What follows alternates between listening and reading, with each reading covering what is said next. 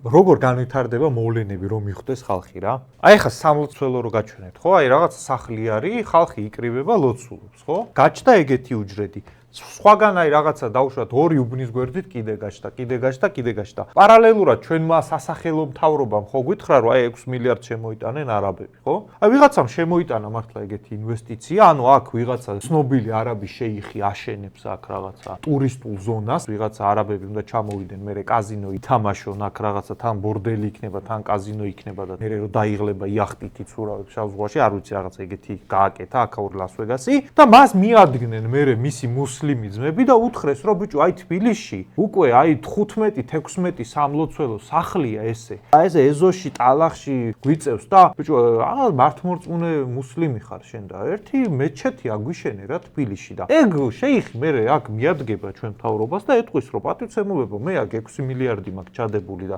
თქვენ რა ეხა არაბ ხალხს დისკრიმინაციას ხო არ უკეთებთ და მანდ რომ მივა უკვე სიტუაცია მერე შენ მოგიტრიალდება ჩემო მაყურებელო მთავრობა და როგორ დაგიყენებთ ის საქმეს რომ თქვენ ძმაო ეხა აქ ხალხი 20 და 40 სამლოცველო სახლი ეხა მაგ ხალხს მეჩეთი ხო უნდა და შენ მერე რამეს კი ვერ ეტყვი უკვე. იმ ხალხს რავი ფული კი არ დაენანება, რავი, წმინდა სამების ტაძარი რო გვაქვს თბილისის ცენტრში, მაგ ხელას ჩადგამს თუ საშუალებას მიცემენ მეჩეთს გვერდზე.